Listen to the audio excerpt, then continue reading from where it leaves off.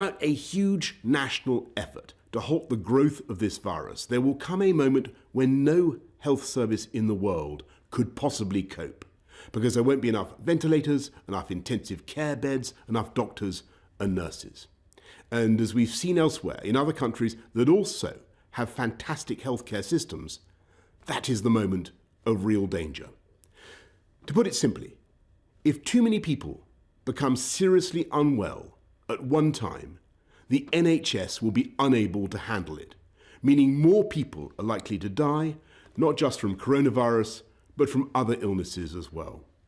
So it's vital to slow the spread of the disease, because that is the way we reduce the number of people needing hospital treatment at any one time, so we can protect the NHS's ability to cope and save more lives. And that's why we've been asking people to stay at home during this pandemic.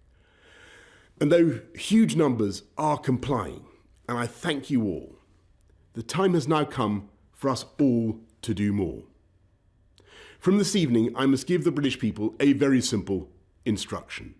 You must stay at home, because the critical thing we must do to stop the disease spreading between households. That is why people will only be allowed to leave their home for the following very limited purposes. Shopping for basic necessities as infrequently as possible. One form of exercise a day, for example, a run, walk or cycle, alone or with members of your household. Any medical need to provide care or to help a vulnerable person, and travelling to and from work, but only where this is absolutely necessary and cannot be done from home. That's all.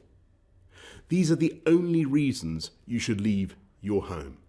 You should not be meeting friends. If your friends ask you to meet, you should say no. You should not be meeting family members who do not live in your home. You should not be going shopping except for essentials like food and medicine. And you should do this as little as you can. And use food delivery services where you can. If you don't follow the rules, the police will have the powers to enforce them, including through fines and dispersing gatherings. To ensure compliance with the government's instruction to stay at home, we will immediately close all shops selling non-essential goods, including clothing and electronic stores, and other premises, including libraries, playgrounds and outdoor gyms and places of worship. We'll stop all gatherings of more than 2 people in public, excluding people you live with. And we'll stop all social events, including weddings, baptisms and other ceremonies, but excluding funerals. Parks will remain open for exercise, but gatherings will be dispersed. No Prime Minister wants to enact measures like this. I know the damage that this disruption is doing and will do to people's lives, to their businesses and to their jobs. And that's why we've produced a huge and unprecedented programme of support both for workers and for business. And I can assure you that we will keep these restrictions under constant review. We will look again in 3 weeks and relax them if the evidence shows we are able to. But at present, there are just no easy options. The way ahead is hard, and it is still true that many lives will, sadly, be lost. And yet it is also true that there is a clear way through. Day by day, we are strengthening our amazing NHS with 7,500 former clinicians now coming back to the service.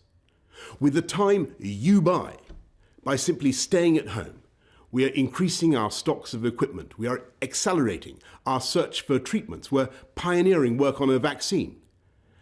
And we are buying millions of testing kits that will enable us to turn the tide on this invisible killer. I want to thank everyone who is working flat out to beat the virus. Everyone from the supermarket staff to the transport workers to the carers to the nurses and doctors on the front line. But in this fight, we can be in no doubt that each and every one of us is directly enlisted.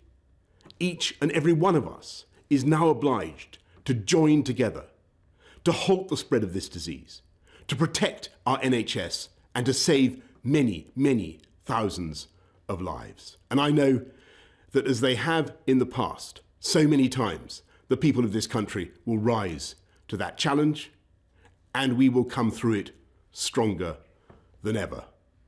We will beat the coronavirus and we will beat it together. And therefore, I urge you at this moment of national emergency to stay at home, protect our NHS and save lives. Thank you.